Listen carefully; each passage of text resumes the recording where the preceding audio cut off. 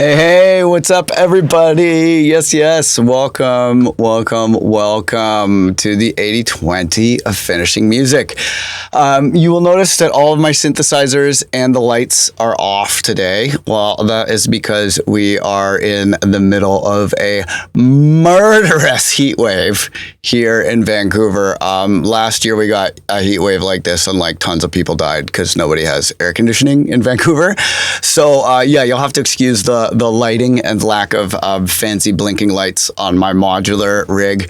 I'm probably also going to have to take a break halfway through and air out the room a little bit. It always gets hot during these broadcasts. So yeah, it is roasty. It is roasty here. But and I got a big thing of water. Thank you, Native Stray. I got a big thing of water here that I'm going to be chugging from. But with all that said, it could always be worse. And I am really thrilled to present this material to you. This is, I think, probably the most important thing, especially if you have trouble finishing music. If you've seen any of my other workshops, you will know that I stress again and again and again why finishing is the fundamental skill. Before you learn mixing, before you learn sound design, before you learn anything really, learning to actually finish your projects is what's going to get you there. Because, as we all know, when you try and make one perfect thing, you get writer's block, you get all up in your head, you get bummed out, and you get nothing done. Whereas when you get in the habit of finishing things to the point where it's just like autopilot, and you can just iterate the process, shut your conscious mind off, let your muscle memory and your instincts take over. When you have finished a large amount of music, you've trained your instincts. And you can just kind of let the process happen rather than making the process happen. But you do need a bit of training, and much of that training comes from finishing music. However, if you want to really get those instincts together and train yourself learning faster and better and more than any other way, we do have a live event coming up. Our community has shown again and again and again that live events are what people love more than anything else. So we've got a new week-long immersive live event. We've got this killer venue lined up where we can be loud, and basically I'm going to make one track start to finish in front of everybody. I'm also going to make some super fast beats. A lot of my tracks that get the best reactions from the crowd are things that I made in 5 hours, sometimes even half an hour. I've got this beat that I showed in, it's still unreleased, but I showed it in the 80/20 of sound design. I have this beat that I made in half an hour while I was teaching Gus, your friend Gus. He came over to my house, the new Dojo North, for a training visit. And I was showing him a little bit of the song finishing methodology that I'm going to show you today. And it's so effective that I made this track basically by accident. And we all have these hang-ups, like, something that took a lot of work and time is somehow worth more than something that happened easily. We all have resistance to making the process easy for ourselves, to taking the easy road, etc. So even I, knowing all of that and teaching that, I was like, this track can't be that dope. I made it in half an hour. But when I started playing this track live in my sets, it was just like crazy, the reaction to this track. Like people absolutely love this track. They really, really do.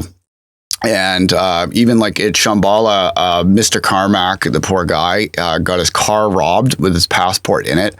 So he couldn't make it to Shambhala.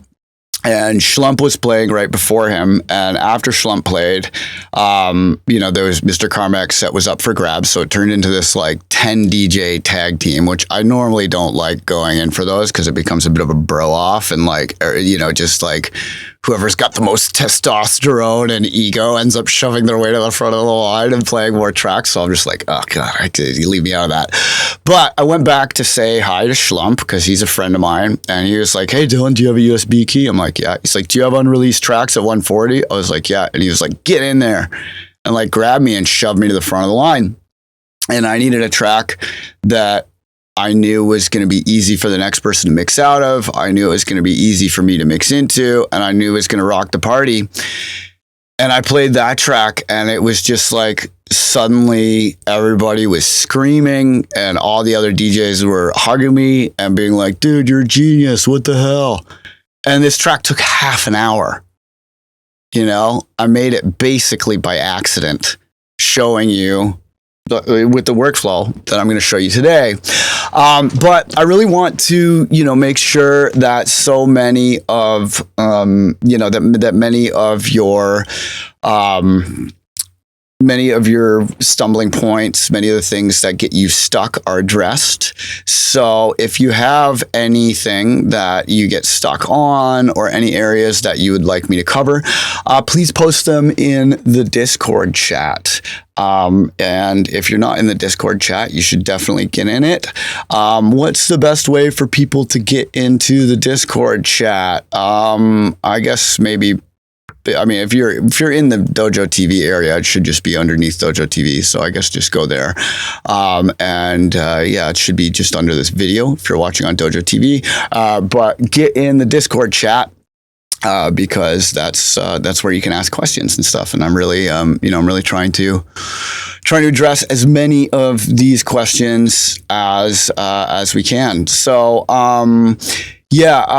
now I also want to post this link to the Denver live event. It's going to be just after Halloween. I've posted that in the Discord chat. If you cannot see the Discord chat for whatever reason, it's members.producerdojo.com/Denver. And there's going to be several tiers of packages. The tickets are going to go really quick. We haven't announced it to the public yet.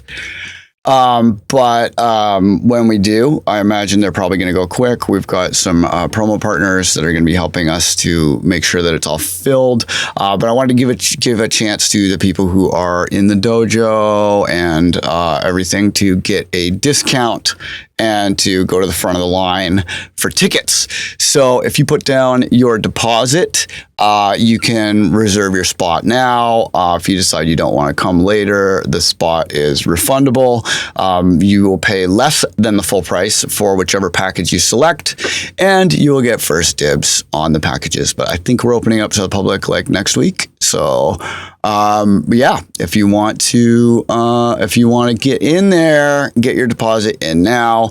Every time we do these live events, they are super, super fun. And, even the last one we did for the 808 Classic was in Hawaii. We made a documentary series that we're still editing, but that's coming soon. I can't tell you that many more details, but I can tell you that all the people who came had so much fun that they are hosting a reunion already. Because it's rad. So they're hosting a reunion in, I think, December. But yes, if you want to meet your fellow dojo people while you're getting your learn on, the value of the event is, pretty off the charts. There is, of course, a money back guarantee. It's going to be really, really fun. So that's in Denver, the first week after Halloween, I believe. And further details are coming real soon. But yeah, so members.producerdojo.com/Denver will get you in there. And then we also have an epic deal on the weekly download, which I'm proud to say we did not raise the price of. Well, everything else got more expensive. The weekly download actually got less expensive and more valuable. It's an archive of downloads and classes and interviews and sound packs and stuff that I use in every single one of my tracks. It's the backbone of the whole dojo. And, the dream was always to make it $5, but our payment processor Kajabi used to only allow us to bill monthly. So we could not have it be $5. It had to be $20, but now we can bill weekly. So $5 gets you in to have a look, to check out the whole archive. And then we have a new offer, which I've just posted. If you go to members.producerdojo.com/TWD yearly, you can get the EDM cookbook, which is the recipe book that people work their way through at the dojo to go through the belts as a bonus. And then I'm going to be doing a couple really small group track feedback streams for anyone who does this yearly offer. And this is a great chance for you to get feedback from me in a small group. So yeah. Get in there. It's even cheaper when you get the weekly download yearly. And if you're already a weekly download member, we will make sure that there's no overlap and you're never being double billed and all that. So check that out. So that's members.producerdojo.com/TWD yearly. Okay. So let's talk about getting stuck and getting unstuck. I think probably the most common problem I encounter when I'm teaching people has always remained the same. Since I started teaching to the current day, it will probably always be the same 100 years from now, right? And the problem is the problem of finishing. It's easy to jam and make a loop. It's easy to have fun with, making music, have fun in your DAW. But when you start thinking like, okay, well, now I've got to make something for release. It's got to be as good as all my favorite producers. It's got to sound good on a PA. It's got to sound good on a phone speaker. It's got to sound good on laptop speakers. It's got to sound good in mono. It's got to sound good on a Bluetooth speaker. It's got to sound good in a car, etc. You start thinking like, what does this track say about me? Are people going to judge me on this track? Are there mistakes that I don't know that I'm making? Should I have stuck around with piano lessons anyway? Or, at the beginning, are my ideas any good? Am I a hack? Am I a fraud? Oh my God, what will people think? And you end up with the fear of being wrong and the fear of what other people think, and too many options, too many toys, and you end up paralyzed, and you get things maybe 80% of the way. But getting it over the finish line is a challenge, right? Because it takes 20% of the effort to get something 80% of the way. And then it takes 80% of the effort to get it that last 20%. And that's really the challenge. And that's the challenge that I want to address today. So if you have any other areas that you want addressed, please post them in the chat. I've got the chat up on the screen, but I just want to keep it with the camera as a primary focus for a bit, because I don't want people getting distracted by, screenshots and stuff. And, this is mostly a bunch of talking at the start. I may show you guys some techniques and stuff later, but for now, this is essentially, a conversation. And I also like to have a lot of my workshops be, such that you could put them on where you're driving or put them on where you're cooking. We're not relying too hard on technical stuff or screenshots or whatever, because you're not always sitting down at your computer. And I don't know about you, but when I'm sitting down in my studio, I like to be working on music. I'm not watching workshops on my studio computer. I'll watch them on my phone. I'll watch them on my iPad. I'll download them and listen to them on a plane. But if I'm sitting down at my studio desk, I want to be writing and finishing music. So I want to talk a little bit about, what I feel are the kind of different ways that people get stuck and the different causes of getting stuck. And then I want to talk about some of the issues with like setup and workflow and prep that can get in the way.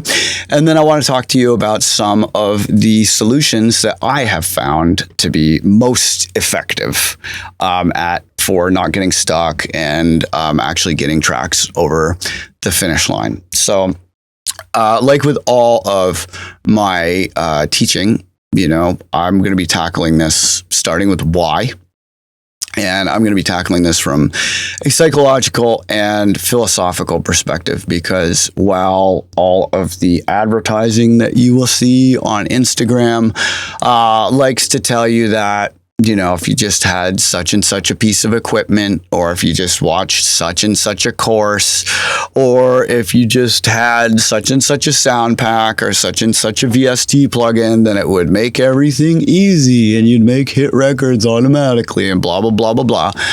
But the truth is, it doesn't work like that, and most of the things that people pitch as shortcuts actually make the process take much longer, right? Gear, for example, you can tell I love collecting gear. I'm a big fan of toys, etc. But I can tell you from firsthand experience that, mo modules, mo problems, baby. And the more things you try to involve in the process, the more plugins, the more gear, especially, you're actually complicating your workflow, and you're making things harder for yourself. And often, especially when it comes to like, music theory hacking or whatever, a lot of the time, the shortcuts are really just a shortcut to realize that there are no shortcuts. And that's a realization that you're gonna have to come to from your own experience. But all of these shortcuts and stuff, they're they can get you part of the way there, but they don't actually get your tracks done. The things that get your tracks done are up here, and in here. And it's really cultivating the flow state and getting to the point where you don't have to guess what to do next. You have an inner certainty that allows you to work without second guessing yourself, allows you to work without taking too many wrong turns, and it allows you to work without overthinking. Because the primary cause of not getting tracks done is overthinking. When you're starting, usually there's this kind of assumption, this instinct that if what you lack in skill, you can make up for in sincerity and hard work. And that if you just keep grinding away, you're going to get it. And that, it's all about coming up with the right strategy, or like writing the track beforehand and then following your mental model of what the track is that you've preconceived by thinking. And we all have this, we've all heard the story of deaf Beethoven writing his greatest symphonies without being able to hear, right? But that, while that may have worked for Beethoven, that wasn't his first choice in way of working. And when you're working with electronic music, creativity is kind of best understood as like a reactive process, right? A reactive process where you're trying something out, you're seeing what works, and then you're building on that and working with the actual reality of what's happening in your DAW. You're not creating the track in perfection in your mind and then getting that perfect thing out. That's not normally how it works. And that movie, It's All Gone Pete Tong, it's a great movie. It's definitely a good watch. It's super amusing, etc. That movie actually kind of, it reinforces that whole deaf Beethoven paradigm. He's the main character in that film, spoiler alert, becomes deaf and has to learn to compose electronic music while being deaf. And that's just not how it works. Like it's a convenient myth for the narrative of that film, and it makes it funny and like a good story, but it's not realistic. Creativity is a reactive process, and especially, working in a DAW is a reactive process. You need to try stuff. You need to get things out in front of you where you can look at them and see the way they interact. And then the problems that present themselves to you will present what's next, and really learning how to listen and identify which problems are there and how to solve them and what order to solve them in. That's what comes with training and with experience. And the only way to get that training and experience really is to finish your own, to finish lots of music. So I want you to understand that overthinking and kind of like planning things too much, trying to like outline the entire process before you start, trying to conceive of the finished product before you start. Often that is not effective, and it will lead you to stop your work, to second guess everything, to put on your editor's hat when you should be wearing your creator's hat and your writer's hat, right? And you start picking things apart. One hand does and the other hand undoes, and you end up like conflicted, right? So for more on this, you should check out my workshop, the ill methodology, and especially the new the ill methodology 2.0. That is available for free on the new Producer Dojo YouTube account. If you go to youtube.com/Producer Dojo, we recently started a brand new, very cool YouTube page because if I kept posting all of the educational content on my ill.Gates artist page, it would overwhelm my ill.Gates artist page. And, we always try to have stuff that's like free or cheap, like this workshop, where you can, you can learn, because a lot of the people who are kind of most deserving of this knowledge might not necessarily have the money to afford a full-scale dojo membership. And the dojo memberships, like, they're not even open to the public for like 99% of the year. Like you can't get a dojo membership right now. Like you can't. They're closed. So if you go to youtube.com/Producer Dojo, you can definitely check out the ill methodology 2.0 there for free. And then the first portion of the ill methodology 1 is also available for free on YouTube. I would definitely recommend those too. But in those workshops, I make the point that it's much more about getting into a flow state where you can operate from a place of instinct, and you can operate without hesitation, and you can operate by cultivating like an honest and authentic and most importantly fast, instant reaction to what's going on, because music is a subjective domain. There are no absolute right and wrongs. Things that sound wrong to you today will sound right tomorrow. Things that sound right to you today will sound wrong tomorrow. What sounds great to one person sounds terrible to another, right? There is no objective right answer like a math equation. There are no absolutes. There are only references. Everything about music is open to interpretation. Every orthodoxy, every dogma can be questioned effectively, right? So in that reality, then the only mistake is hesitation. And I listened to a very cool Alan Watts lecture about aesthetics. If you have not listened to Alan Watts, you should definitely check him out. He's one of the first people to bring Eastern philosophies to the kind of the English-speaking world. He is very easy to listen to. You've heard him sampled in many songs. He has a lovely speaking voice. He has a very unpretentious manner of presenting. And he likes to present things in terms of images that are super easy to digest without academic training in Buddhism or whatever. And I don't know much more about this concept concept other than what he presents in this particular lecture. So I'm by no means an expert on this concept, but he says that in Kendo, which is the Japanese take on sword fighting, right? Like samurais would train in Kendo to use their katanas. A real sword fight is not like the sword fights you see in Star Wars, right? They are not lengthy. And usually, there is no time for you to recall the wise words of Yoda or think of the motivational poster on the side of the dojo. Because if you stop and think, you will become headless. Okay. Most sword fights are over in 10 seconds or less.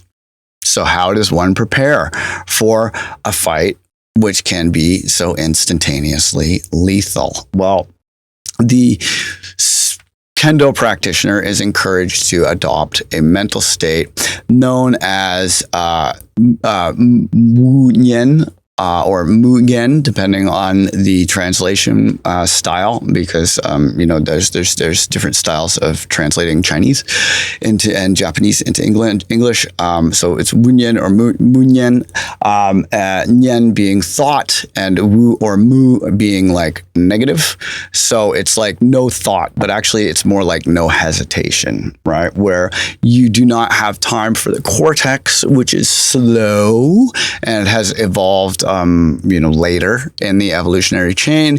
You need to be reacting from your hind brain, which is much more directly connected to the spinal column. And many of your reflexes, for example, pull your hand away from a hot element. Those reflexes will happen before you can even consciously know, oh, I just burned myself. Like your hand is out of there before that even happens, because every millisecond is essential. So, you need to stop thinking. And when a Kendo practitioner has achieved a state of Wunyen or Munyen, it is said that they react as quickly and as authentically as a mirror. And to cultivate the ability to react quickly and correctly, a Kendo practitioner will study forms and katas and moves and things to the point where they have trained their instinct to operate properly at an unconscious level. Okay? And this is the same thing that is, with any artist or athlete or whatever. This is that state called flow. So there is a very cool book called Flow by a guy whose name I'm probably going to butcher, but he has this TED Talk here, is Mihaly Csikszentmihalyi, I believe is his name. And he has a TED Talk about this. He wrote this book called Flow, which I like to recommend to people, which is all about achieving that state of instantaneous, authentic reactivity, right? And it's important to think of your creativity this way, because creativity is a reactive process. Properly understood, it is about reacting to what is going on your canvas in an authentic way. It is not executed by thinking. You don't write music by thinking. You write music by doing. And generally, the more quote unquote seriously you take any individual track, the harder it is to finish. Usually, the tracks that I make that I do the best, I'm just thinking about getting it done, enjoying the process, being in the zone. If anything, that's all I'm really thinking about. I'm just flowing. I'm having a good time and giving no fucks.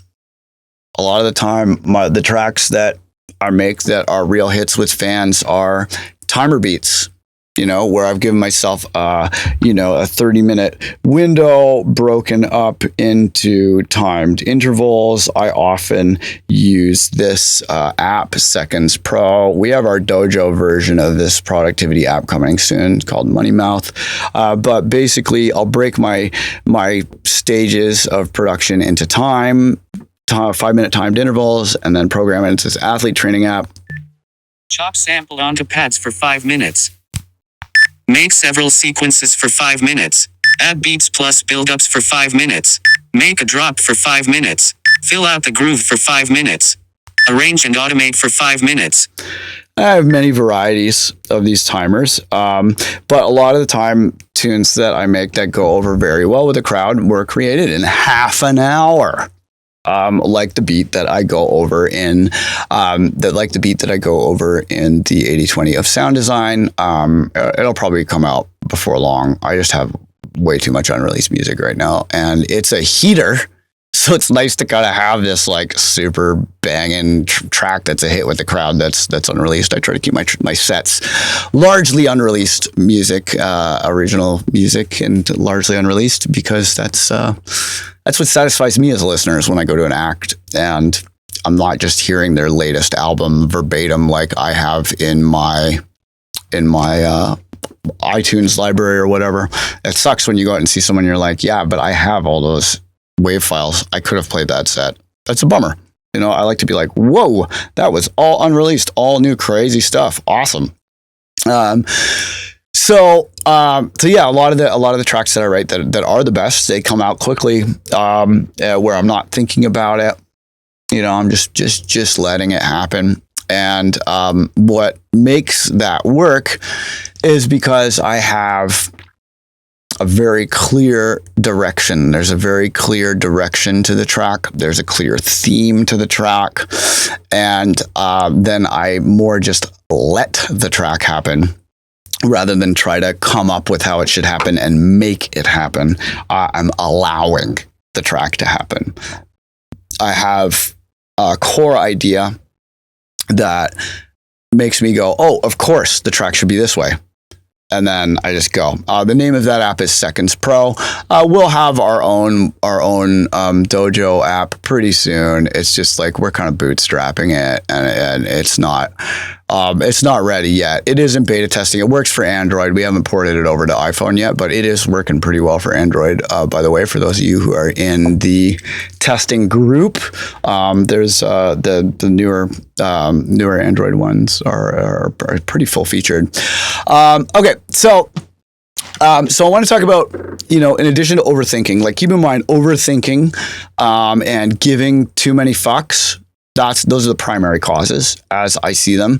A lot of the tracks that come out the most naturally and come out the best, it's because, maybe I'm doing a collab with someone where we quite literally have 5 hours to either finish a track or not.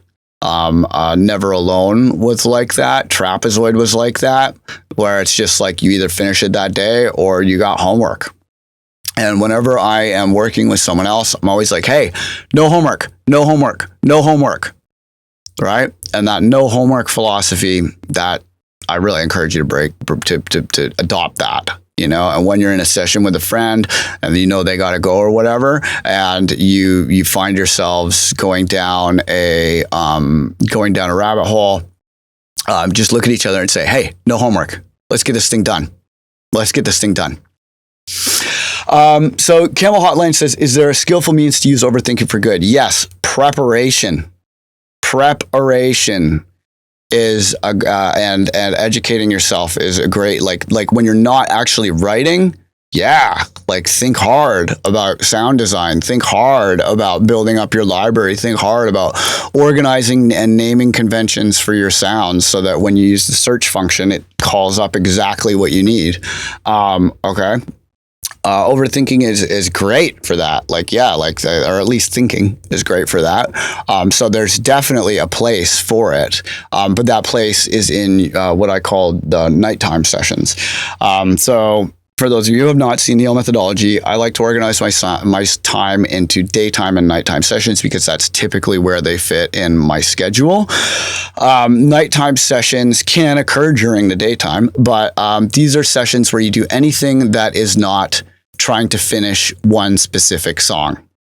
So, study, sound design, library organization, practicing if you're playing an instrument or doing finger drumming, timer beats, really good for nighttime sessions, perhaps learning new plugins, doing computer maintenance so that your machine is in good shape, testing out a new piece of equipment, solving MIDI routing issues or whatever, which can be a thing if you have like a ton of gear like I do, it's everything but finishing. Right. And then your daytime sessions, usually I like to be very sober in the daytime sessions. I'll sometimes smoke weed like at the end if I just want to have like a fresh take on what I've done. But usually the songs where I have a magic session and it all comes out in like half an hour or 4 hours or whatever, I am super sober for those. I'm not drinking. I'm not smoking weed. I'm not doing anything else. I'm not saying you can't smoke weed. And a lot of times if I'm not trying to like do something fast, I'll smoke weed. Like I love smoking weed. I smoke weed pretty much every day, and it definitely has a role. It makes you feel sometimes more like being creative, but usually it doesn't actually make you more effective. It might help you to stay motivated when you would otherwise like get sick of it and need a break or whatever. If you start by getting super blazed, you're probably not going to make a sick timer beat. Like you might have fun, and you might be motivated to be creative when you otherwise would not have been. I'm not saying that there's no place for it, but usually getting super, super baked is not the move when you're starting. So these daytime sessions, I usually try and get up as early as I can because, even days when I'm in the studio at like 8 a.m, I'm sometimes still in the studio at 4 a.m. because that like magic first session, you don't get another one of those. And it's often hard to put on your like, creativity, positivity hat where you're just like, say yes to everything, keep the process rolling, et cetera, et cetera, et cetera. It's hard to put on that hat the second day. Usually the second day you start putting on your editor hat and you're like picking apart problems more than you are focusing on what is working, and it can just be hard. It can be hard to get back into that zone. Like that first day is just like, when you're in that first day, you're just like yes to everything. And it tends to roll a lot better. So I usually like to try and finish in the first session if I can. Separating into daytime and nighttime sessions is a good idea. Nighttime sessions are where you do your brain busting, and then daytime sessions, you want to kind of just shut off the thinking part of your brain and, just go on instinct. Okay. So let's talk about what are some of the factors that cause people to get stuck. So first of all, the mental factors, number one, psychological factors. Number one, overthinking is a really big one. And getting in the habit of giving up, getting in the habit of just like, making something halfway and then being like, oh, it's going to take so much work to finish this. I don't want to put in all that work to something that's not awesome. I'm going to wait until I get a great idea to finish it. While that seems good in theory, you'll find when you actually try to put that into practice that often, if you're not in the habit of finishing things, when you do find an idea that is quote unquote good enough to finish, and then you sit down to do it because you're not a well-oiled track finishing machine, you'll end up botching the one you care about because you're not in the habit of finishing, and that sucks. Lack of practice finishing, getting into the weeds when it comes to, getting into the weeds when it comes to details, adding details, etc. Details are great. I love details, but if you start with details, you tend to not be focusing on the main thing. And those details may not actually be that relevant later in the songwriting process. So I call that pretension to detail because it's pretentious. It is pretentious to be like, hey, these tiny little details are what makes my music amazing. And you focus on those details. And like, just because you have your favorite tool in your hand and you're using it correctly, like it says in the manual, does not mean you're actually being effective. Often that just, it feels like you're doing good work. It feels fancy.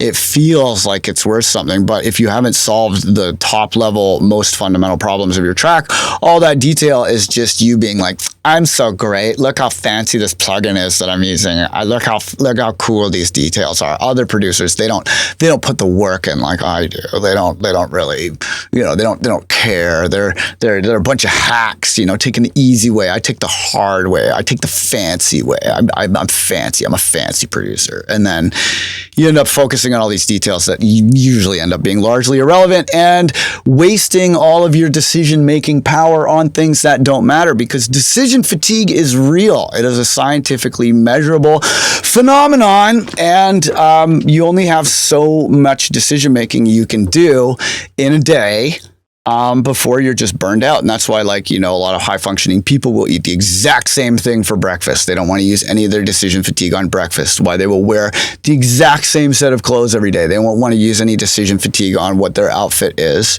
et cetera, et cetera, et cetera. So I call that pretension to detail because it's pretentious and doesn't get things done. Being in the habit of procrastinating, being in the habit of checking your social media all the time. Checking your social media all the time. Comparison is the thief of joy, as they say. And when you're on social media, you are only confronted with just win after win after win from other people. It looks like their life is just one big high five from the universe and everything they do is perfect and awesome. And why do you get stuck all the time? And what's wrong with you? And blah, blah, blah, blah, blah. It's poison, and like if you follow the Facebook papers, Facebook's own statistics were like, oh God, we are ruining the psychology of young girls, especially, and like spiking the suicide rates in schools and all this stuff. And they tried to bury that because that was their own research that got linked, that Instagram is a suicide machine. So, be aware that when you're feed browsing, when you're comparing yourself to others, and even reference tracks, a lot of the time, like excessive amounts of referencing can really become the thief of joy. So remember, comparison is the thief of joy. Remember that decision fatigue is real. It is a scientifically measurable, real phenomenon. So do not use your decision points you want to use the most important things first. So lack of priorities is very important. Lack of deadlines is huge, right? I always say that the only reason to make music is because you have to. And if you don't have to make music, whether you've not done the necessary soul searching to realize that you will regret not doing it when you are on your deathbed, or whether you just you don't have a reason. There's no deadline. There's no whatever. You're just like, oh, I'll do it later. I'll just go finish Game of Thrones first, or I'll go, watch one more episode, or, go do ketamine and roll around on the floor, or whatever the fuck it is that you like to do. That's not music making. It's easy to want to do that because, your brain, it's not you. And a lot of the time, we have these pathways that are primed from being fired all the time. The go watch Netflix pathway, the go smoke hella weed and do nothing pathway, the whatever, and your brain, it likes doing what it always does. And if you haven't developed the habit of making music, you're going to get all this resistance where your ego is going to feel threatened, and it's going to be like, hey, I don't want to do this hard thing I could fail at, that people could judge me for not doing properly. No one's going to judge me for watching Netflix. No one's going to judge me for partying with my friends. No one's going to judge me for whatever else. and then you stick to what, your ego is not on the line, and that's why a lot of time people will say, I am a perfectionist, because that's the ultimate get you off the hook, right? When people tell me I'm a perfectionist, what I hear is I'm a procrastinator, right? Because that's what it means, right? That's really what it means at an operational, functional level. I'm a perfectionist means I'm a procrastinator, because we all want to be liked. We want to be perfect. We want to be clever. We want to be creative and talented and smart. We want all of the praise, and we want none of the criticism.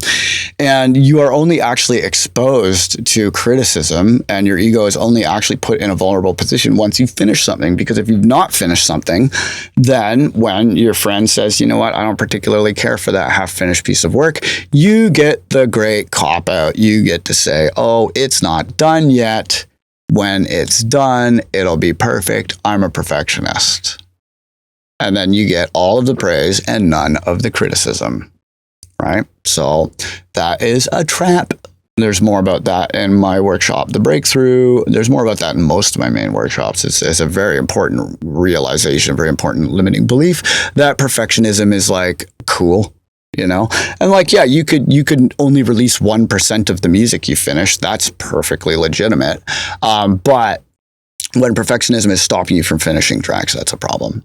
Lack of routine, lack of focus, lack of deadlines, not setting the time aside, lack of vision, the habit of giving up, the lack of willpower. Like you haven't fully recognized how important music is in your life. You've not staked your identity on it. You've not told people that you're a musician. You've not picked an artist alias.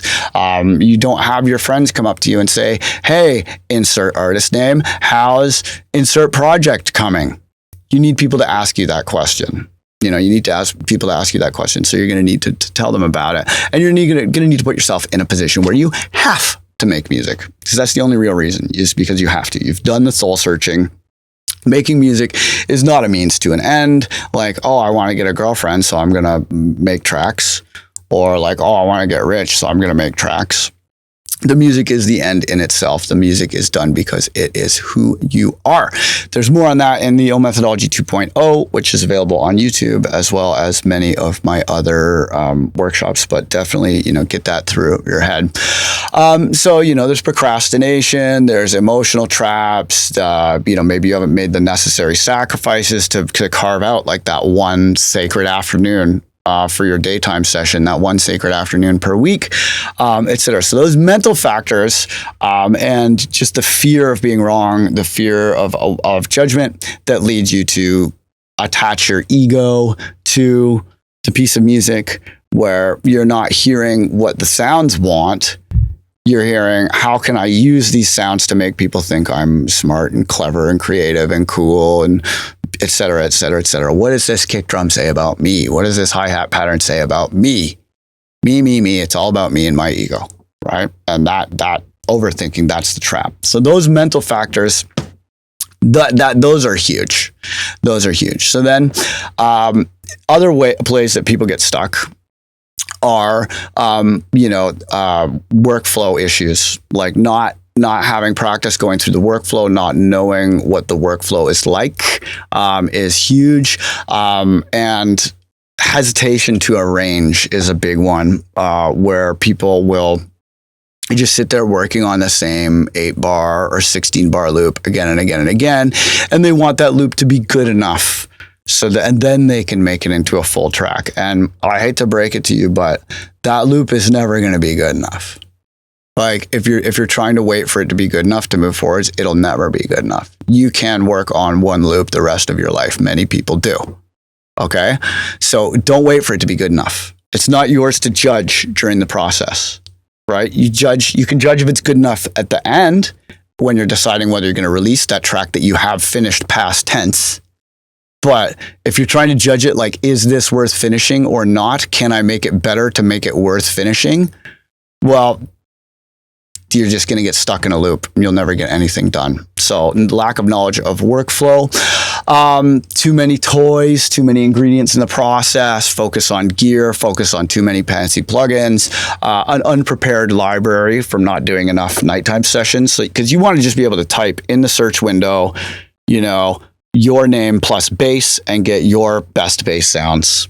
Right. And you should have all of your best bass sounds. They should be coming from your folders, not from commercial libraries. If anything is a main feature sound, you want it coming from your own folders, not from, Cymatics Bass Sounds Volume 2 or whatever. It's got to come from your folders. Put your stank on it. Get your hands dirty. Go through all of your old tracks in your nighttime sessions and get all the best patches out. Save them with your artist name and then the category like bass, and then maybe, what the name of the bass is. Is it a Reese? Is it a dive? Is it a sub? Is it a noise bass? Is it a pulse width modulation bass? And then maybe you'd save, what was the device it involves, and then maybe the date at the end. And you want to just be able to type, like I just type ill.Gates and then bass, and I get hundreds of awesome basses that are just ready, that are not from libraries. Maybe some of them started as presets, but they've all been like set up by me in such a way that like I know that anyone that starts with ill.Gates is going to be banging. And then overloaded sessions that's another really big one where your session will become unwieldy. It will be hard when your drum group consists of 40 different channels and there's like 5 layers that make up your snare, and you want to make a new section by rhythmically rearranging that beat. It's going to be hard for you to rhythmically rearrange it because you've created an unwieldy, unworkable beat. Right? It might sound good, but until you kind of like take those 5 snares and flatten them down to 1 that you can change the spot rhythmically, until you've taken your hi-hats and they don't have 1,000 plugins on them anymore, and you just have like one little wave file that you can move around, it's hard to rhythmically rearrange them. It's hard to come up with new patterns. It's hard to come up with new fills because your drums are spread out over 40 channels. It's unwieldy. Your session is so full. Once you have like over 100 tracks in Ableton, you can load like an EQ8, and then you're like, okay, waiting 30 seconds for that EQ8 to load, right? So you want to make sure that your session is easy and fast, and you're not relying on too many toys, not relying on too many plugins. I do almost all my best work with just Ableton stock devices, right? I have every plugin I could want for free. I often get hardware for free. And I still do my best work with the stock Ableton devices with the most minimal processing chains, because then Ableton is responsive. It's fast. I'm not waiting when I make an edit, and I can just go chop, chop, chop, chop, chop and go. So those workflow and setup issues are huge. Hesitation to move to audio is huge. Lack of personalization is huge. Often I will end up with people where they'll show me a track and they're like, yeah, I know I'm not doing anything wrong, but why doesn't this sound right? And then I'll go look through the track and they're using like, off the shelf drums, off the shelf bass sounds, off the shelf chords, off the shelf leads. And there's not really anything that says like, hey, this is an expression of who I am. This is an expression of my personal life experience. This is like my take on this, right? There's nothing of themselves in it. So then when they listen to it, they're like, what's missing? And yeah, you could, the mix could be good. The sound could be good, et cetera, et cetera, et cetera. But if it's not you, you're missing. You're what's missing. What is this track expressing of you? Where's the sounds from your childhood? Where's the influence of your musical heroes? Are you trying to make a successful instance of genre X? Are you trying to copy one of your favorite producers because you want to make good music? Or are you putting your heart on your sleeve and rolling the dice and taking some risks and being like, you know what, if not everybody likes it, that's cool. Maybe it's not for them, but I love it. And I am the leading authority on my emotional state. Right.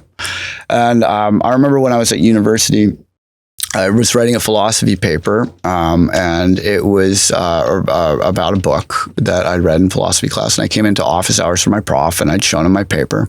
And he said, wow, Dylan, you seem to be an expert in most people. Did you did you get your degree in most people from the Institute of Most People? And I was like, what? And he was like, this is not an area you can have expertise in. Most people is not a statistically relevant group. You know, you can't make claims about most people. You can't pretend to know about most people. That is not a scientific or academic way of talking about anything.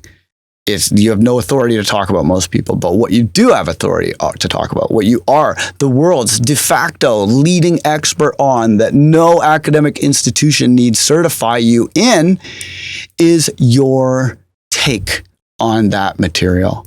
What are the emotions that this work caused in you? What did they make you think? What did they make you feel? How does that relate to your life? What is your take? What is your emotional experience? What is your reaction? Those areas you need not qualify. You need not back up with statistics. You can make assertions regarding your emotional experience. You can make assertions regarding your take, and you don't have to have footnotes. You don't have to back it up. Nothing, right?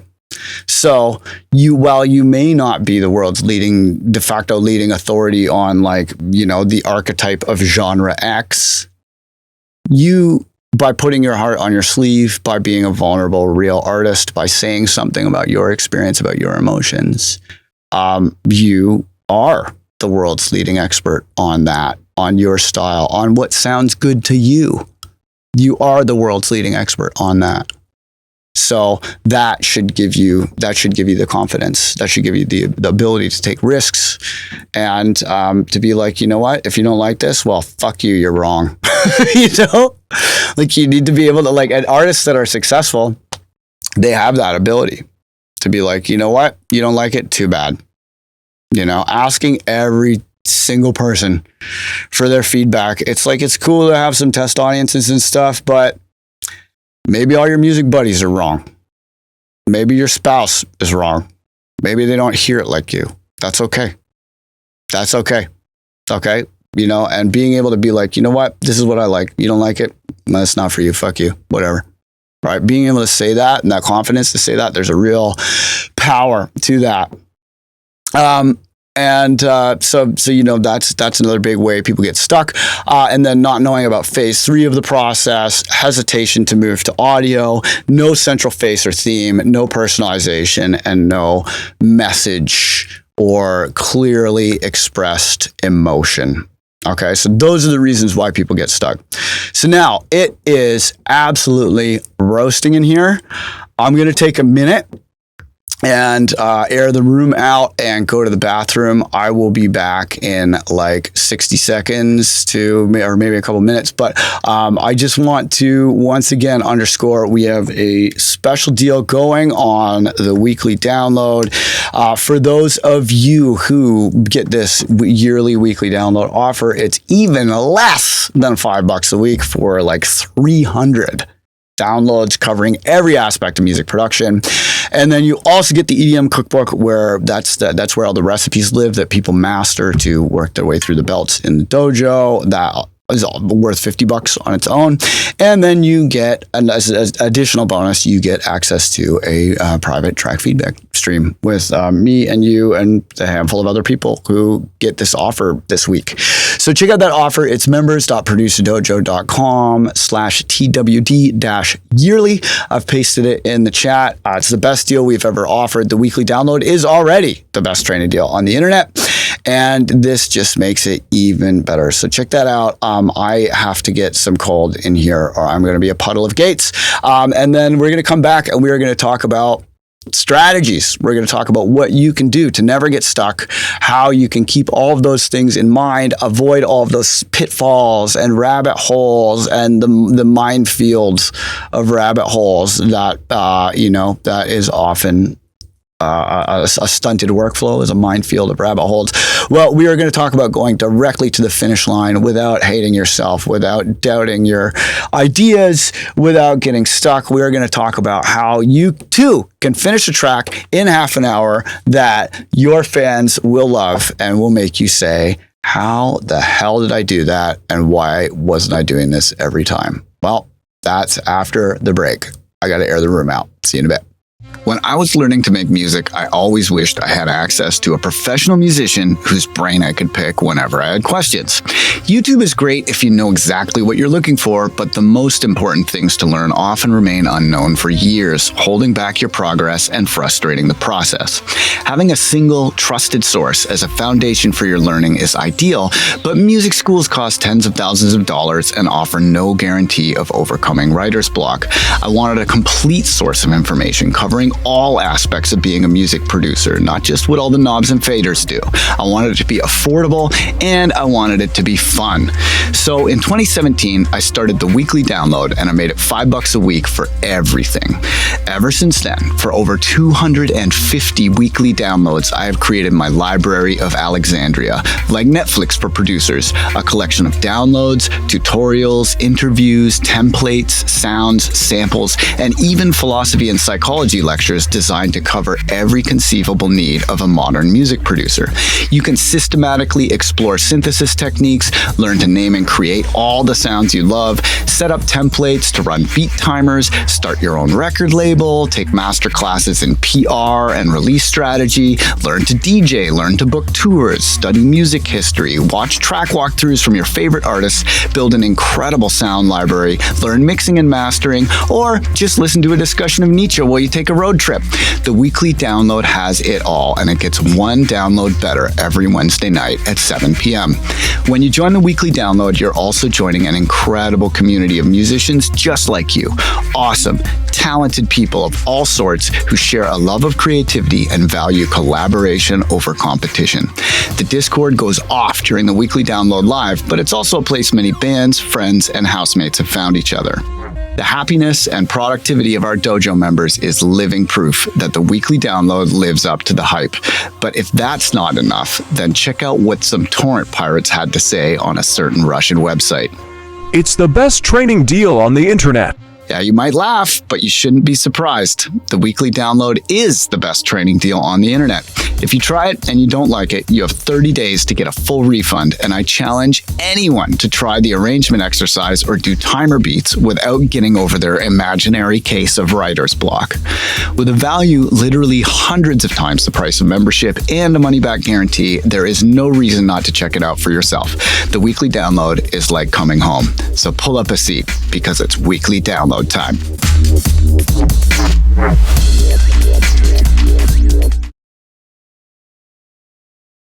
Oh, all right, we are back. I aired the room out a bit. It is so hot. Oh my God. All right, so let's talk about the way around and through all of these problems without hating yourself, without getting bummed, without getting stuck. Okay, so the first thing that I want to introduce you to is the concept of no middling around. Okay, so when I get stuck, and I used to get stuck a lot before I knew about no middling around. When I used to get stuck, my workflow looks something like this. I would sit down and I would make a loop. I would make some drums and I would add like a crash and a little riser and maybe a fill at the end. And then I would go get a chord progression and then I would just jam parts and parts and parts on top. And I would be like, okay, well, I know this track's going to be like, 3-4 minutes long. I want it to be an epic journey.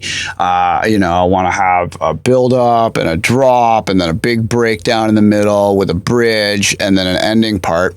And I would be listening to my sounds and I would often end up in a situation where I'd say like, oh, this fancy new plugin that I just loaded sounds really cool. I like this sound. It's maybe not good enough to be the main sound, but it's okay. So maybe it could go somewhere in the middle. And then I'd keep that sound and all of the plugins that made it around. I'd maybe mute it. And then I would say, what do I add? And I'd go get another sound and another sound and another sound. And this imaginary middle that hypothetically existed in my mind would mean that I was not ruthless when I was selecting my sounds.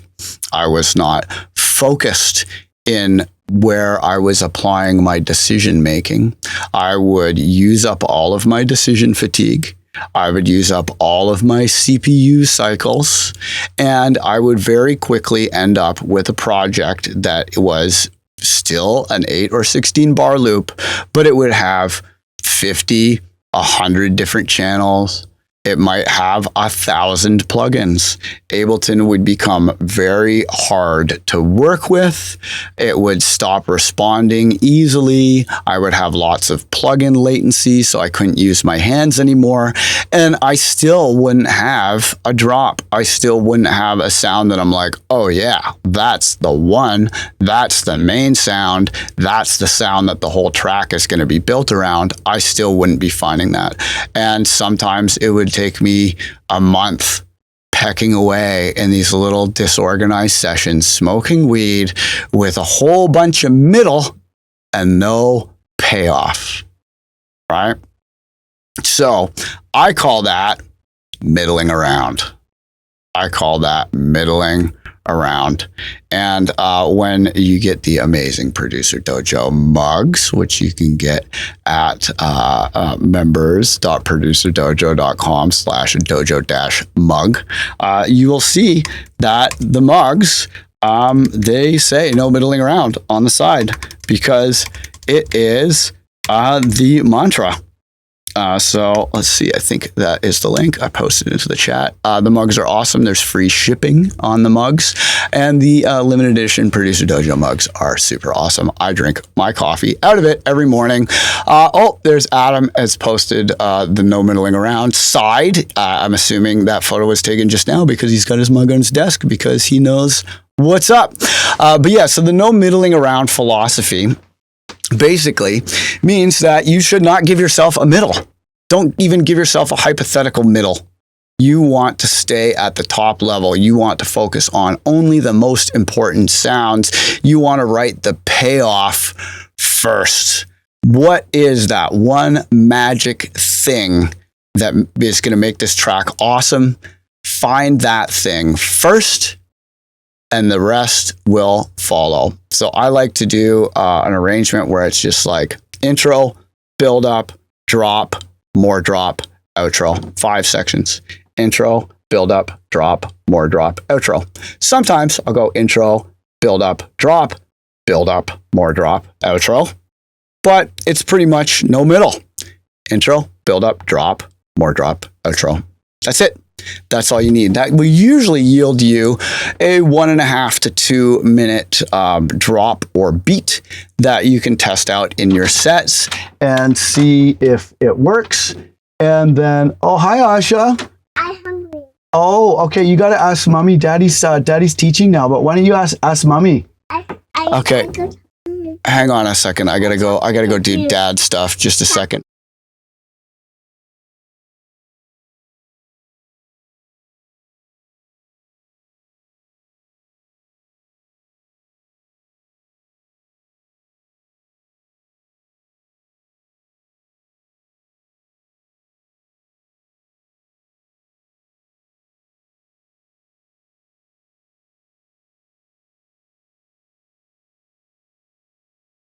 Okay, cool. Sorry, my wife's just having a nap. We just came back from Shambhala, so we're both still recovering. She was just having a nap, but she's gonna go handle Asha.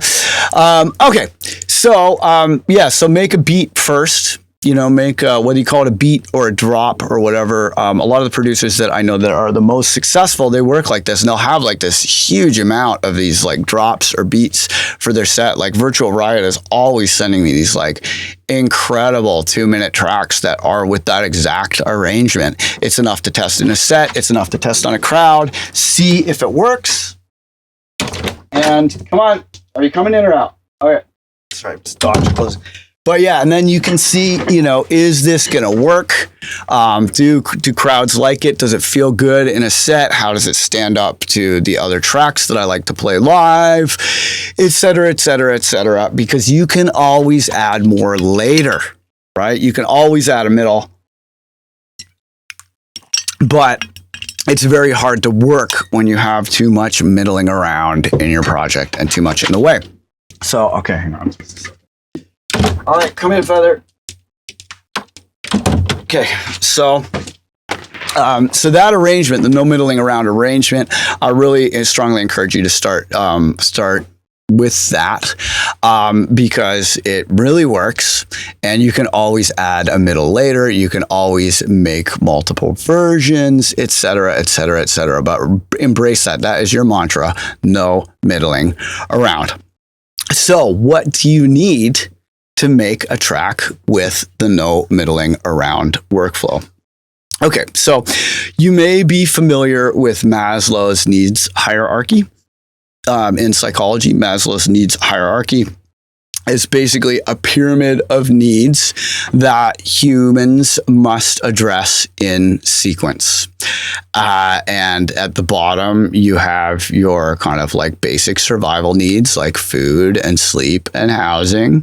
And then you have some of your emotional needs, such as, love and friendship and family and stuff.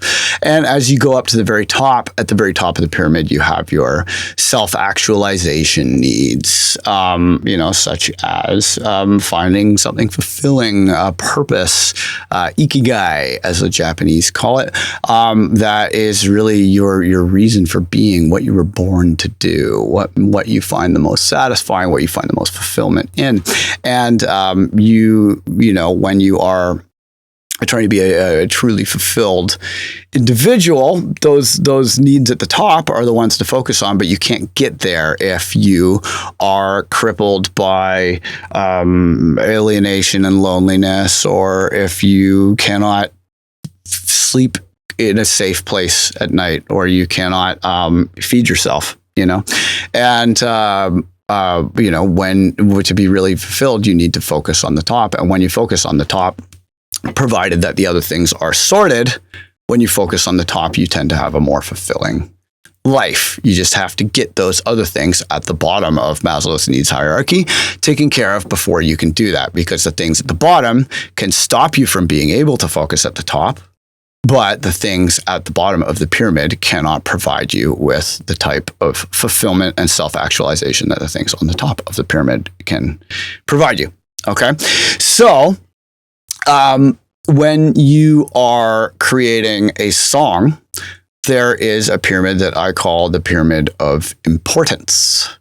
At the lower sections of the pyramid, you have sounds that you need, or your track won't really be much of a track. So, at the very, very bottom, you have things like what I call the ninja sounds. And these are sounds that are intentionally trying to avoid the listener's attention. They are serving a utility, and the track will sound much better with these ninja sounds, but the average listener should not really notice these sounds. They should feel them. The purpose of those sounds should be accomplished, but without those sounds drawing too much attention to themselves. And this is one of the big ways that people, especially emerging producers, will often get stuck, is they will be trying to make every single sound grab your attention and just be this like riveting masterpiece of a sound. So sometimes you just need an 808 hi-hat. Sometimes you just need a white noise riser. Sometimes you just need with some delay on the turnaround of your phrase, right? So those ninja sounds at the bottom that are trying not to be noticed, they are still important, but they're not the most important sounds of the song. Then when you go up from there, the next level up, you've got sounds like your main kick, your main snare, and your additional percussion, your escalations that things like 16th note shakers that come in and out, or, maybe it's like a drum fill at the end of the phrase, those sorts of sounds that will make the beat sound full and sound interesting and stuff, but they're not what the track is about. The track needs them, but they're not what the track is about. Then as you go up from there, you have sounds like, your main bass sound or your main chord pad sound. Those are starting to contribute more to the emotional communication of the track. They're starting to make the track more interesting, and they're starting to be more important, but they are not like the main riff or you're not going to name the track after them. Then as you get to the top of the pyramid, second from the top, you've got things like the main chord progression. The chord progression might have a lot of the emotion in the track. It might provide a structure and a cadence and a kind of a rhythm and a rhyme to the phrasing of the way things come together. But it's not like the main riff. It's not the main hook. It's not the title lyric. Then above the chord progression, then you have your leads. These are sounds that are going to be designed to occupy the most important focus slot in the listener's attention, because as you may know, the mind can only handle basically 7 plus or minus 3 things at once. That's why phone numbers are typically 7 digits plus the area code. And the less stuff you have in your song, other than those most important things, the easier it's going to be for people to listen to and feel like they get it. So you have 6 plus or minus 2 of these background sounds, and then you have 1 plus or minus 1, really most important thing that's occupying the central focus element of the song. Okay, that central focus element is usually a very important sound, and then above that, you have whatever the title sound is. And the title sound, I like to think of as like the face of the song. Maybe it's the title lyric of your chorus. Maybe your song is all about water noises, and it's that main like water drop that is like the main sound in the song, that water sound that you're like, oh, it's that song with the water noises, and that's the main water noise, right? Whatever that main title theme sound is, that is up at the top. And then above the entire pyramid, not in the song physically, but the most important thing is, of course, the emotion of the song, the emotion that you want to convey to the listener. That's the most important thing. And that thing is abstract, but that should be the kind of guiding principle of the song. So the sounds that are the most important and the most essential to focus on, you need to get clear about your vision. What is the emotion that you are trying to communicate? What is it that you want your listener to feel? What is it that you are trying to express? And that ineffable, unexpressible thing that goes above the entire pyramid, that's where you start, right? So you should have that kind of clearly answered. And then you're going to need a riff, a turnaround, and a drop.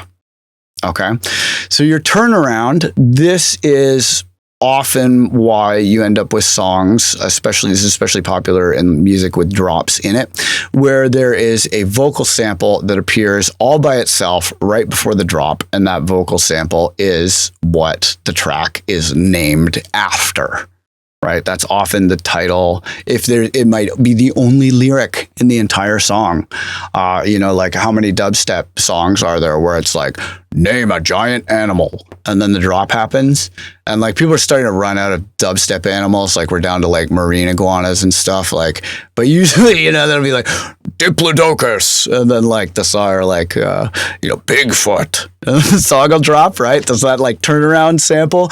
That's often the most important sound of the song. That's often the title sound, and that is going to make that transition work. It's going to probably make several of the transitions in the track work, but often that transition right before the drop, that sound might be the turnaround. But it also might be a drum fill, it might be a laser noise, it might be whatever. But that sound, that turnaround sound, usually will appear all by itself, and it will facilitate the transitions, and it will facilitate that ever important moment of like, how do you deliver the payoff? That transition between suspense and payoff. That transition often is solved best by a turnaround, where all the other sounds are muted, the turnaround will happen by itself, and then the drop happens. And then going from the tension to the release, being typically the drop, you will have some sort of a riff, which is very recognizable, unique to that track. You're not probably going to want to reuse the riff. You're probably not going to want to reuse the turnaround. You're probably not going to want to reuse the drop, because reusing any of those of the central identity top of the pyramid sounds, it's going to make whatever track you make sound like a remix of the track that first included that riff, that first included that turnaround, that first included whatever sounds in the drop. So those three sounds, the riff, the turnaround, and the drop, those are the most important things in the whole song. You should start keeping a folder of all of the awesome riffs that you can make. You should start keeping a folder of all of your favorite turnaround vocals or other turnaround sounds. And you should start keeping a folder of all of your favorite sounds for drops. So I have folders for each of those. And those three folders, I would strongly encourage you, do not use sounds from commercial sample libraries for those elements of the song, because then other people might have your same riff or your same turnaround or your same drop in their songs, and then your song will sound kind of derivative or bland. And once you use them, they're used up. But you're going to want to have on tap a folder with just tons of sick riffs. You're going to want to have on tap a folder with tons of sick turnarounds, and you're going to want to have on tap a folder with tons of sick drop noises. And keep in mind, drop noises, it's not just like a bass.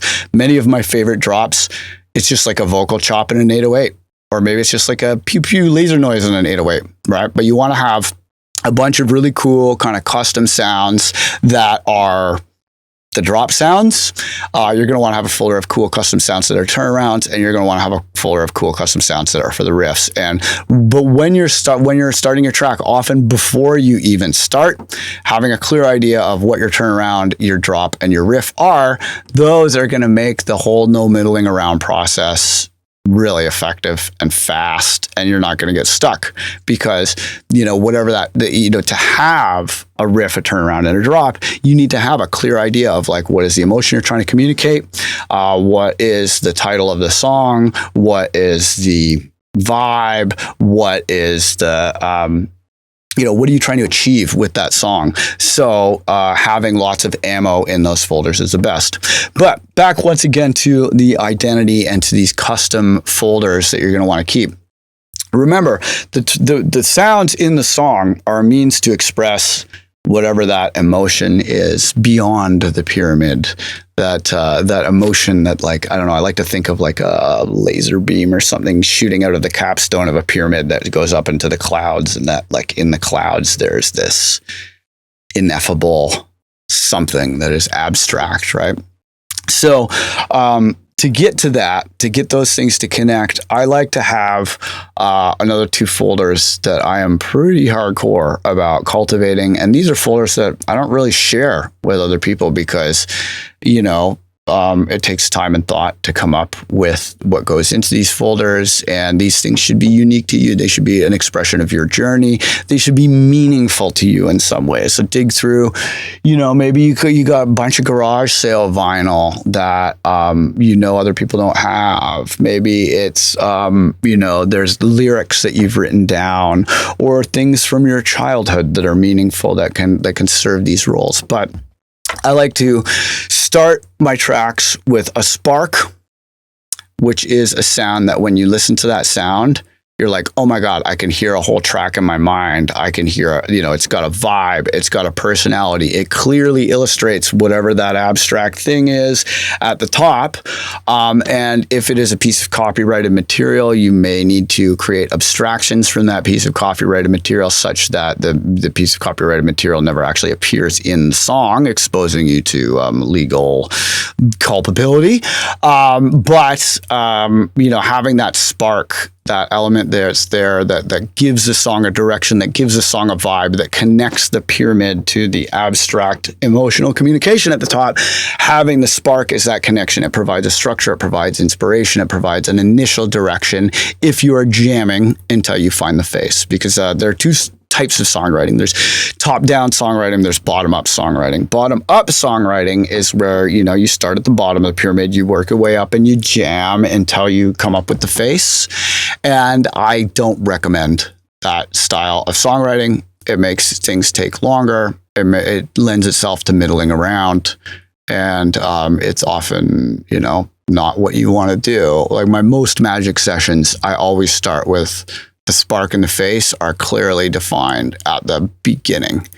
And when you start with the face, right, that element that you would describe, that element that you would derive the title lyric from, that element that is like, it is the haiku to your versus poem. You know, it is the bumper sticker chorus versus the wordy narrative verse, right?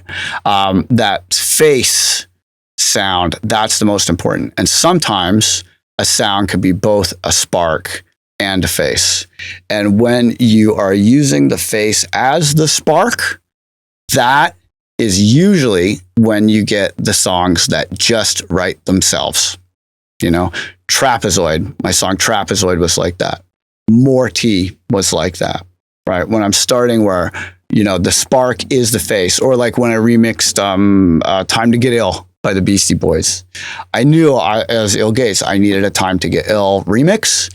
And I had that in my faces folder for years. And then when I made that Time to Get Ill remix, it came together in a couple hours. I played it. People love it. It rocks. It was easy to make. I never got stuck. It's fun. It's in my sets all the time. It's awesome. Or like Trapezoid, you know, that riff-raff sample that Unk came with, where it's like, in elementary, my favorite shape was a trapezoid. It's hilarious. And all the sections in the song are basically just anchored around a different edit of the word trapezoid, right? So getting a riff, a turnaround, and a drop, those are the most important things. You want to solve those things at the outset, because you can always swap out different drums. You can always change different bass sounds. You can always maybe make it with a new chord progression, etc. But when you start with a face that is also a spark, that's the most direct route to those magic sessions. And when I do timer beats, I always start with the face.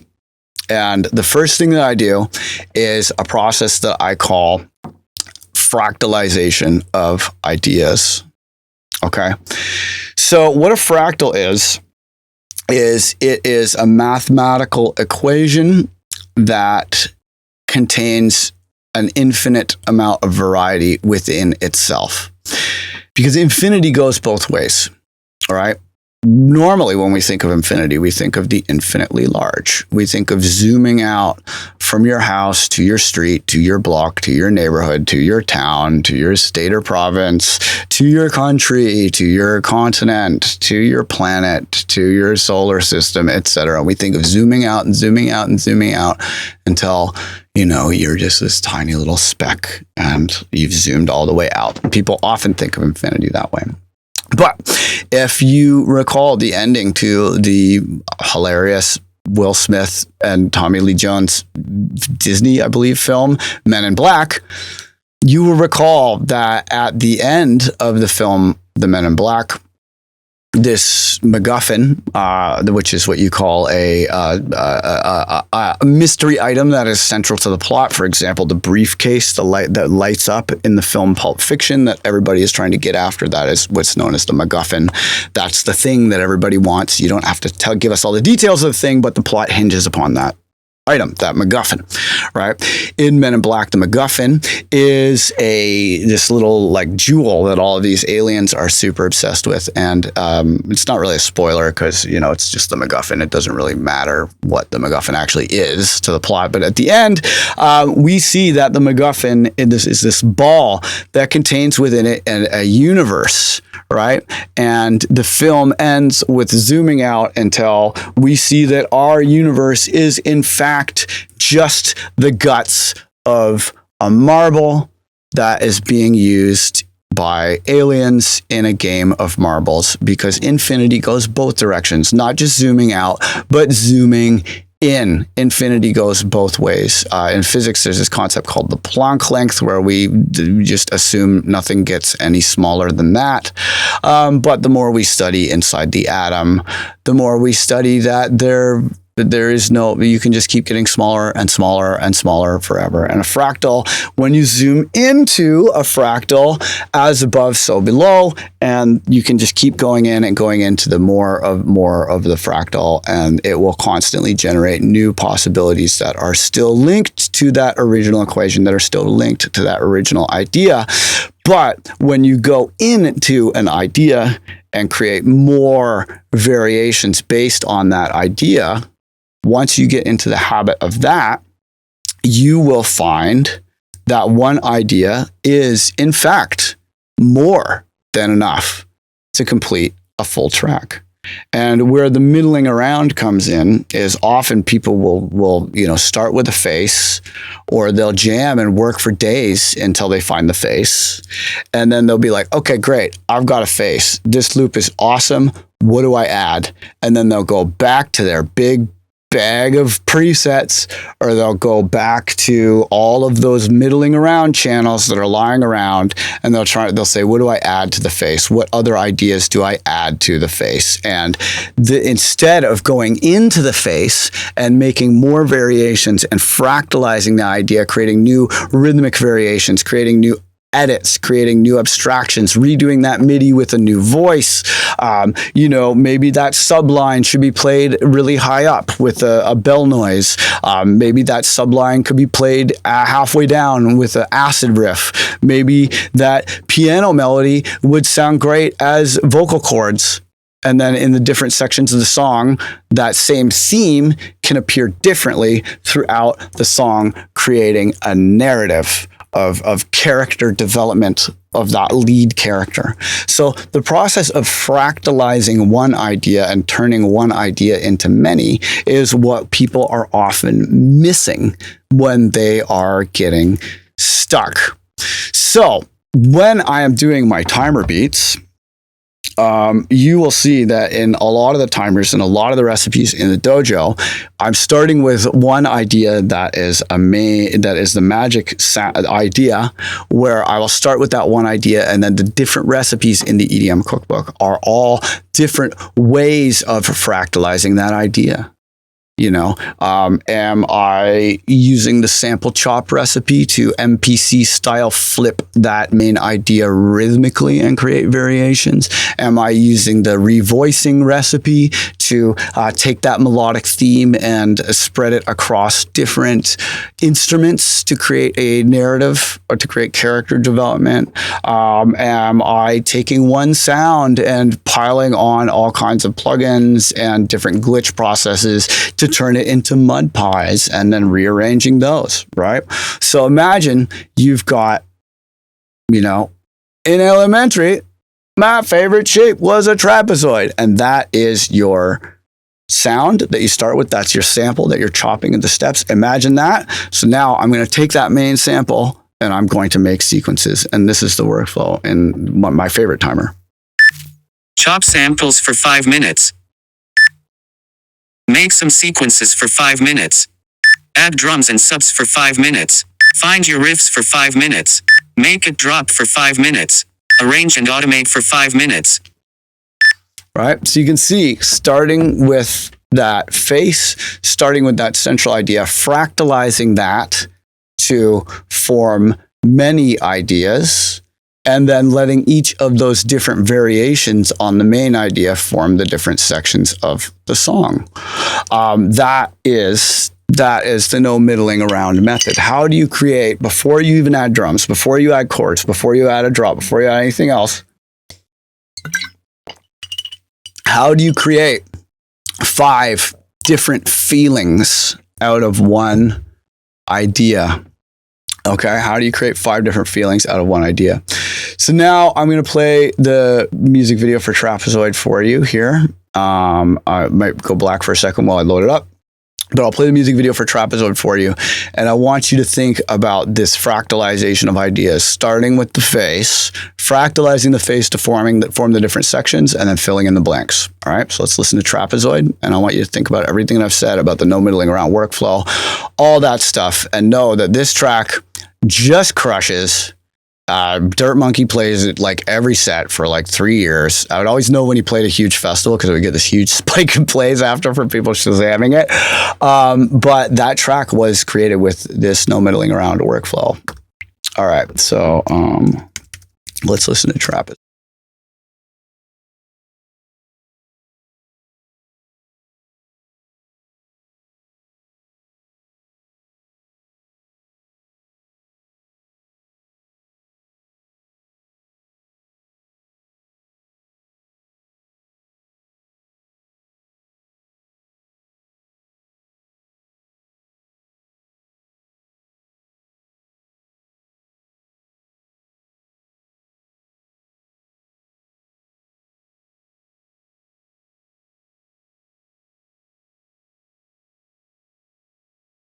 My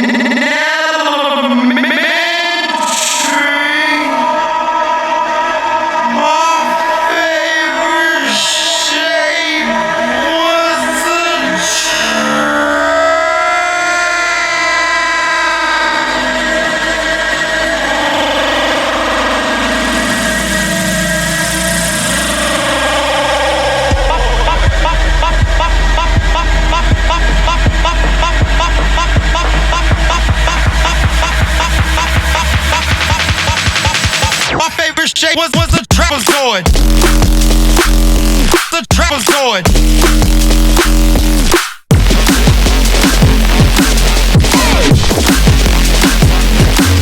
Was a trapezoid. The trapezoid.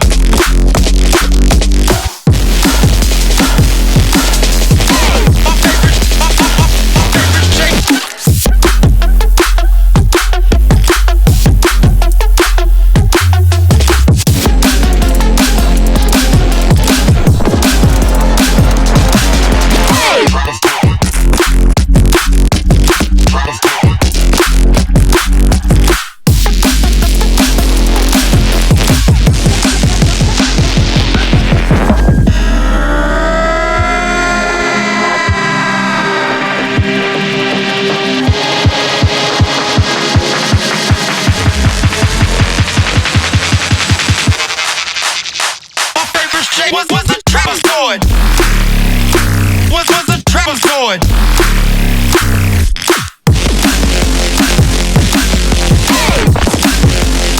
My favorite shape was a trapezoid. Trapezoid.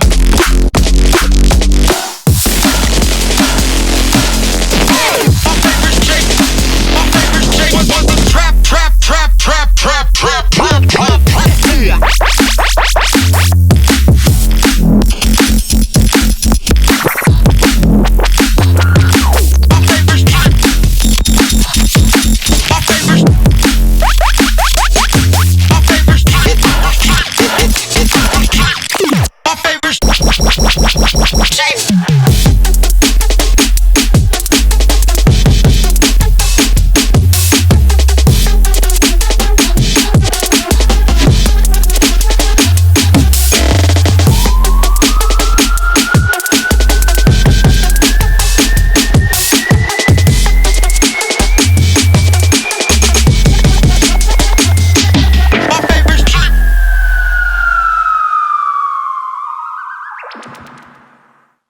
See, super fast, super easy. And that track was just started by taking that face / spark and going, how many different edits of that can I create? How many different fractalized ideas based on that one main central face idea can I create? Can I create sections that are based around different edits of that sample, based around different variations of that sample? And turns out you can.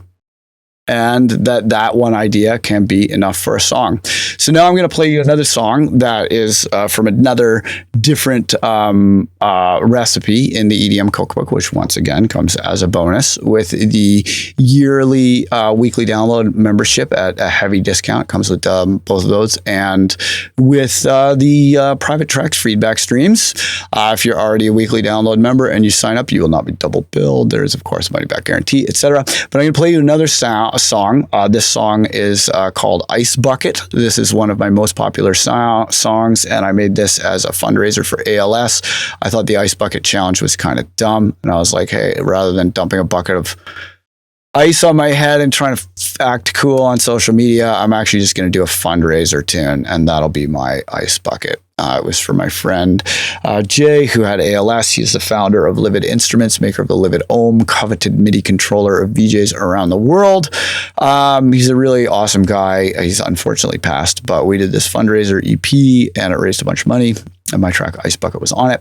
So screen's going to go black for a minute while I dig out the video, but I want you to watch this music video and think, how did I make a whole track worth of sections out of one riff? Okay, here we go.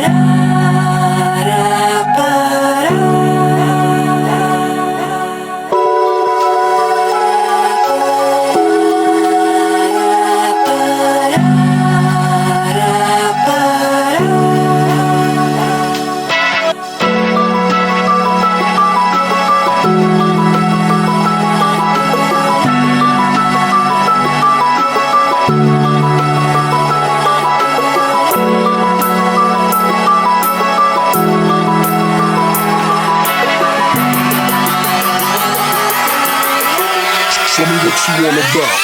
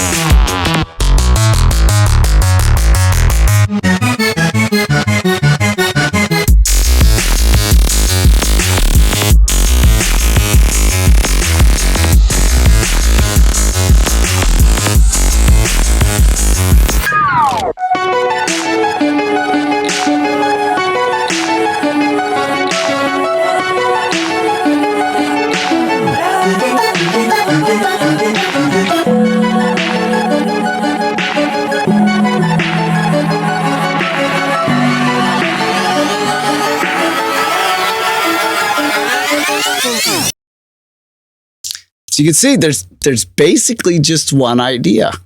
You know, that riff is serving as the kind of main face in this case. I started with the spark to get the chords, jammed over the chords until I found that riff, and then continuously revoiced and resampled that riff until I had many different energy levels of the riff. There's like a breakdown energy level, there's a suspense energy level, there's a going hard energy level, and then there's different flavors. There's a call and response energy level, and then there's like that acid version of the riff, but it's all that one riff. Right. So these recipes in the EDM cookbook, they're going to show you, how you can fractalize your one main face idea and turn it into many different sections. There are timers for you to go through. There's the no middling around workflow. There's many of these different timers, etc. And that all comes as a bonus with the weekly download, which is just this bottomless library of Alexandria fire hose that covers absolutely everything that you would need to know about music making. And of course, there's a new weekly download every week, and our members can request new weekly downloads that are necessary. And the best way to learn music theory, check out hooktheory.com is, I think, like one of the best places to learn music theory. That is paid, but I really like it. I have a bunch of weekly downloads about ways to kind of hack music theory that are, of course, in the weekly download. I can present I present a lot of the ideas that are in the Hook Theory book in there, but that's a great way to do it. Andrew Huang also has a great crash course in music theory, but you don't need to know everything about music theory. You just need to know a relative notation, which is where you express the notes related to the root note of the scale, 1, 2, 3, 4, 5, 6, 7, and then back to 1. And that's how typically like musicians will refer to chord progressions. You might have like a 4-5-1 cadence, or like a 4-5-1 chord progression, or 6-4-1-5 is kind of the classic chord progression from Pachelbel's canon that is the basis of nearly every successful pop song. They almost always have that. There's a video by the Axis of Awesome that goes into that Pachelbel's canon chord progression, that 6-4-1-5 chord progression. But all this is once again in the weekly download, and we have an incredible deal on the weekly download, yearly membership that is available here. So I would definitely recommend that to everyone. There is, of course, a money back guarantee. And then if you want to learn more about phase 3, which is where you take your MIDI parts, turn them into audio for easier articulation, easier fractalization, there is a detailed phase 3 series in the weekly download. Of course. All right, so I was trying to keep this to 90 minutes, but we have gone over time, and it is nearly 2 o'clock, and I am absolutely sweltering in here. But I'd like to have these last few minutes open up for questions. If anyone has any further questions, feel free to ask them in the chat. Best way to learn music theory, I would say definitely, weekly download. I mean, weekly download is the best training deal anywhere on the internet, and it has every aspect of everything. But I'm also a fan of Andrew Huang. I'm also a fan of hooktheory.net. Musictheory.net was recommended in the chat by Johnny Opus. But I think the weekly download is the jam. Yeah, if you just want to pay weekly for the weekly download, you can just go to theweeklydownload.com and get the normal $5 a week deal. But the yearly deal it's only $200, and it has a money back guarantee, and it's it comes with the bonuses and stuff, and it's cheaper that way, by like substantially cheaper. So, but if you just have $5 and you want to get your hands dirty right away and get in there, $5 gets you everything in the weekly download. So that is at theweeklydownload.com. But the yearly deal is much better. It's much better. And I'll be doing the track feedback soon. Any question that you have about accounts or billing or whatever, check out support@producerdojo.com. Blunter S. Wamson asks, what do you consider the current dankest weekly download in the Library of Alexandria?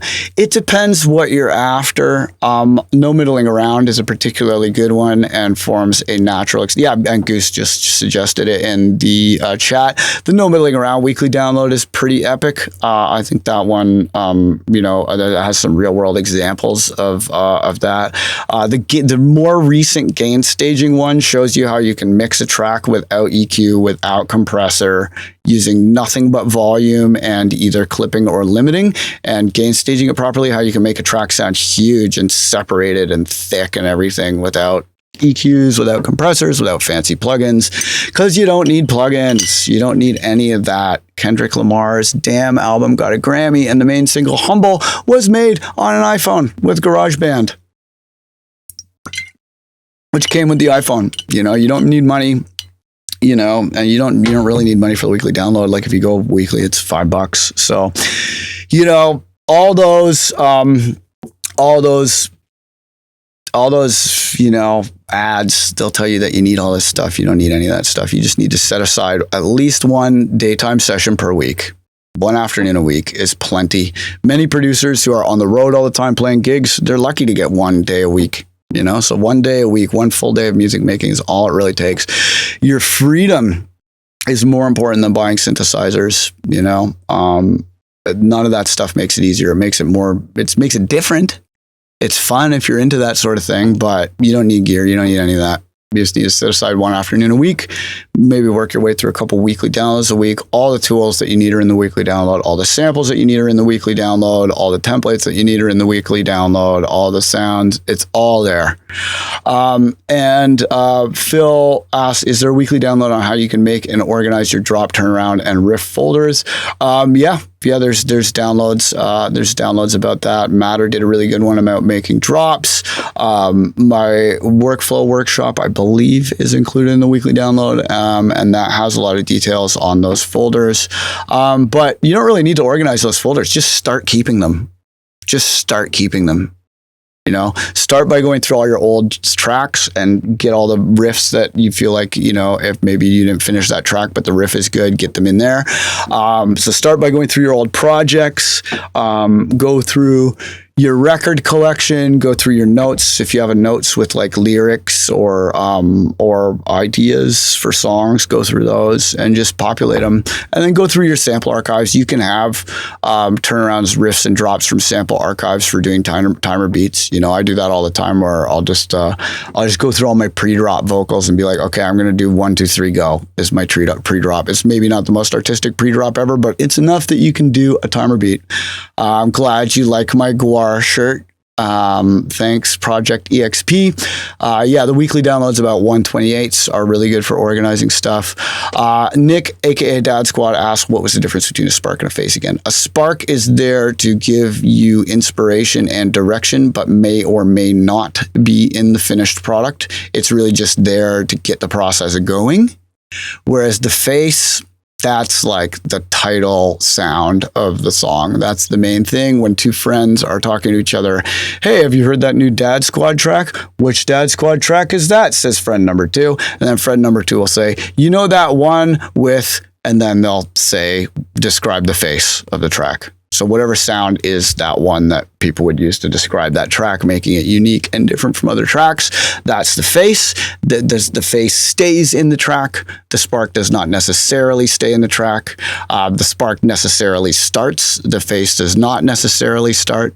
But spark and face are not mutually exclusive categories. And I recommend that you find faces that are also sparks. Start with the face and use the no middling around workflow, and you will know exactly what to do. You'll fractalize your main idea into many sections, and you'll be able to just iterate the process and get it done. And then as far as mixing goes, check out the gain staging weekly download, check out the clipping weekly download, check out the Skrillex bussing template weekly download. And Donnie says it's hard to find face sounds without sampling copyright sometimes. Yes, this is true. But I would strongly encourage you to start writing down lyrics or short phrases, because when you check out the weekly downloads about vocals, you will see just how easy it is to take your phone, use the mic in your phone, say anything, and then process it until it sounds cool, and there's your face.